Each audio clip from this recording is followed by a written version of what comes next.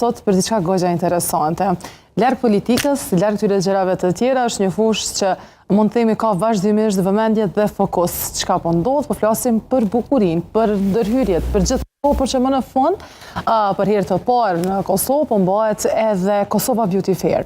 Dhe sigurisht do të shohim se si do të shkojë, sa ka interesim. Të gjitha këto, pra janë goxha interesante për ti tërku do të bëhet, si ka shku deri tash organizimi, sepse kur bëhen gjëra të tilla, evente të tilla për herë të parë, është goxha interesante dhe është një stres më themi pak më ndryshe se sa kur bëhen edicionet pastaj në radhë. Por për gjithë ato të flasim më gjerësisht me Sherifë Ekçikuvisha, e cila është organizatore e këtij eventi, këtij organizimi.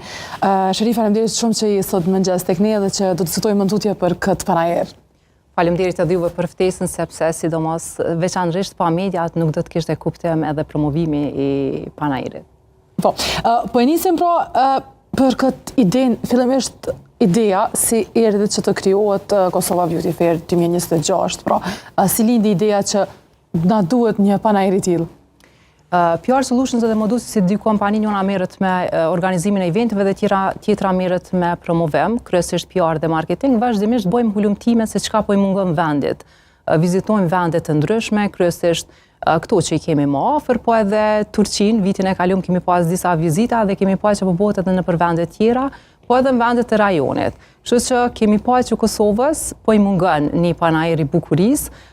Bënëm një hulumtim kështu shumë sipërfaqësor. E nisëm, po definitivisht kish pas shumë nevojë Kosova me pas një beauty fair. Pse po thua që definitivisht kish pas Kosova nevojë me pas një beauty fair? Po na tash vish jemi në një fazë pothuajse përfundimtare, edhe pse kemi edhe një muaj përpara, po vendet pothuajse ka mbetë edhe një 20% pa u rezervu, e ne nuk i kemi prit që ka kaq shumë interesim. Definitivisht me këtë që jemi taku, fjala parë në takim ka qenë pse se keni organizu ma herët, që na po marrim pjesë, nuk e kom prit që brendet prej Kosovës marrim pjesë edhe në për vende ma të largëta në për panajire, kështu që kjo e ka lecu pak edhe për neve, sa ata veç marrim pjesë në panajire të ndryshme, e din rëndësinë e promovimit edhe e din rëndësinë e pjesëmarrjes në panajër. Pse mendova që ishte tash momenti i duhur për ta organizuar, për ta mbajtur pra një event të tillë në Kosovë? Ne kemi këtë shumë aktivitete që organizojmë në kompani, po e thash edhe ma herët që tu vizitu vende tjera, tu pa çka po bëhet nëpër vende tjera, e pam që edhe në Kosovë. Në fakt, vitin e kaluar kemi nisë kështu pak ma me një intensitet pak ma të madh, po që ka marrë kohë derisa edhe na kemi ardhur deri te ideja përfundimtare, kohën, se edhe koha është shumë e rëndësishme, mos me pas pikun e verës në këtë sezon ku ata veç janë blokuar me termine.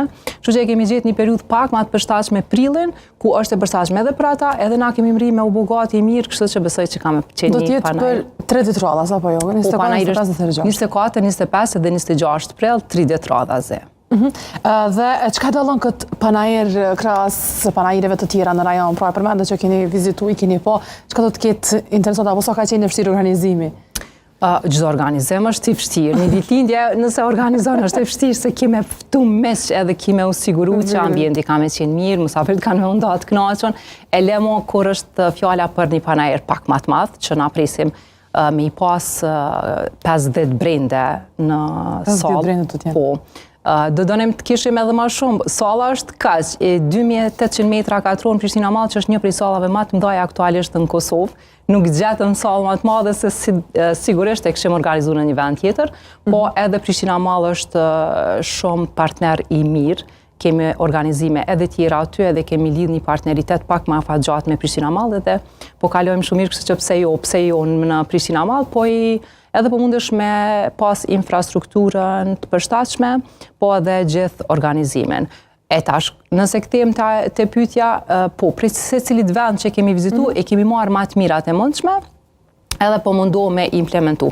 Sigurisht është edicioni i parë, ka vështirësitë e veta, po çka do që vrejmë mangësinë këtë edicionin e parë, sigurisht që edicionet e tjera kemi me provu me implementu.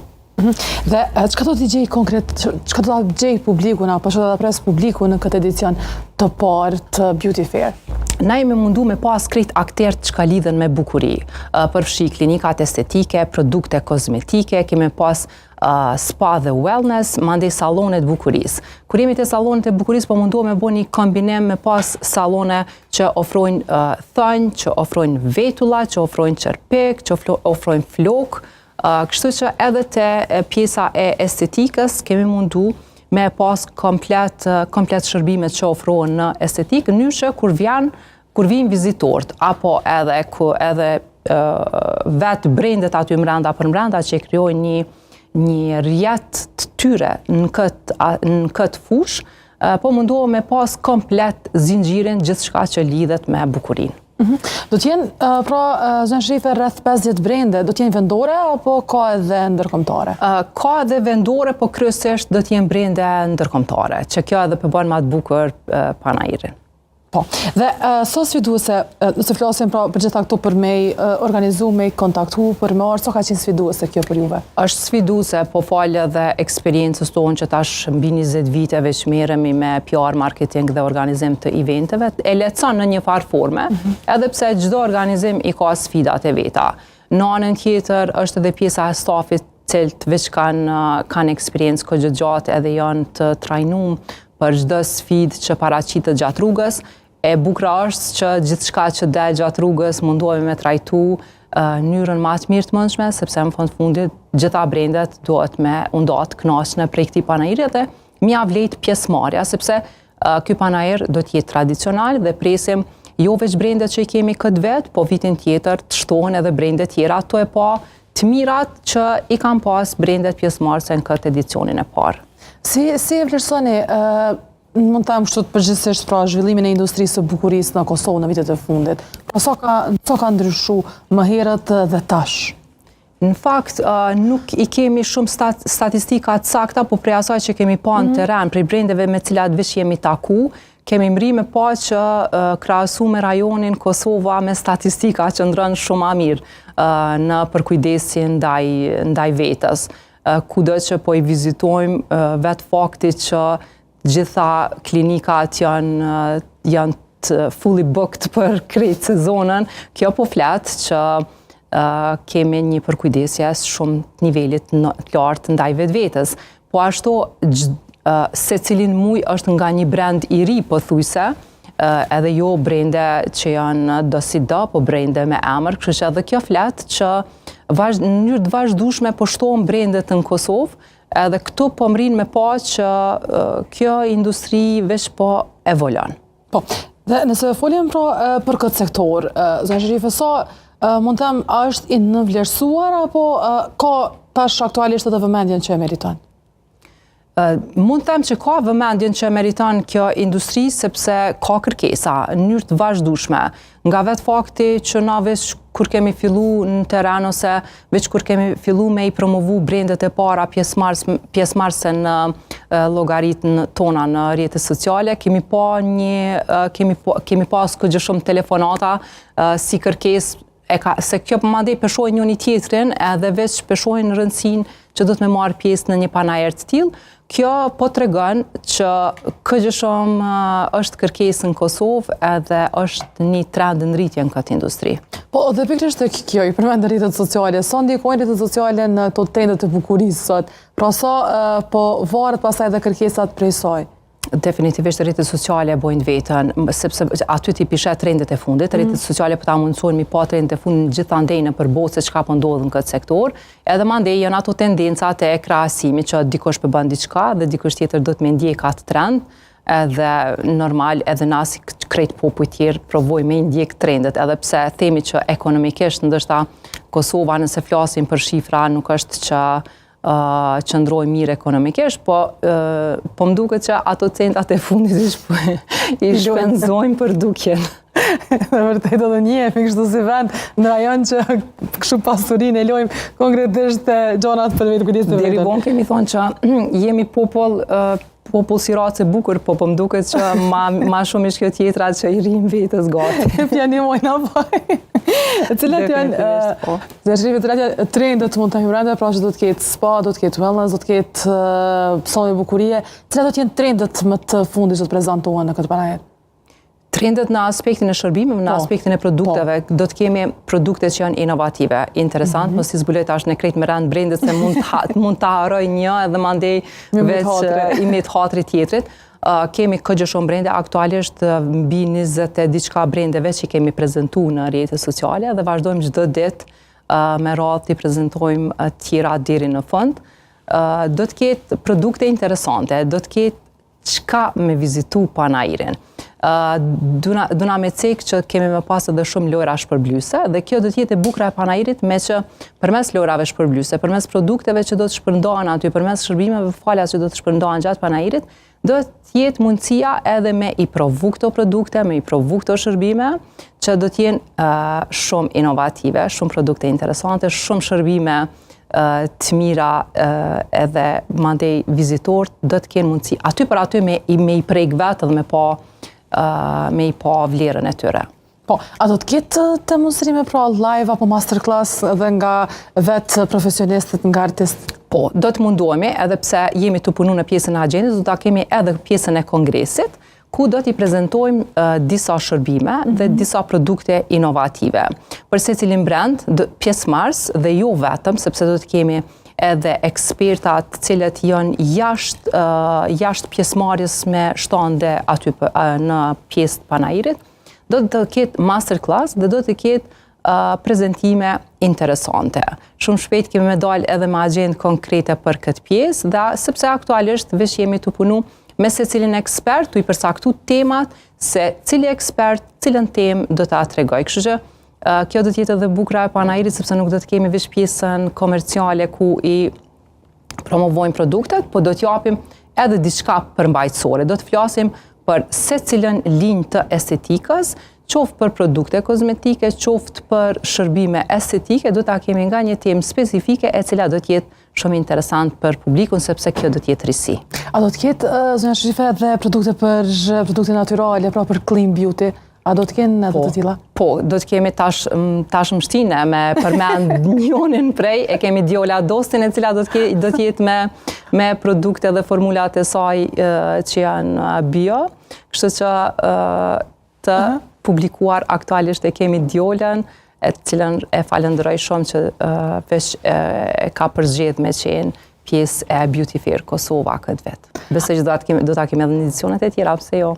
Po, a do t'jetë kjo, nëse flasim pra përgjithsisht për këtë event, a do t'jetë kjo si një lloj shtyse për gjithë të rinjt, pra që duan të hyjnë në industrinë e bukurisë, për ta parë pra dhe më gjithësisht si shkon puna, si bën këto organizime? Pikrisht, ne e kemi një linjë të veçantë që do t'i simulojmë të gjithë të rinjt dhe të reat që të vinë, ta vizitojnë Panairin, të shohin trendet e fundit, ta shohin këtë industri si një potencial që t'jetë si një profesion i tyre në të ardhmen, sepse përshohim që është industri me potencial dhe pse jo, pse mos me evolu në këtë vend kur përshohim trendet në vendet tjera se qysh po shkon.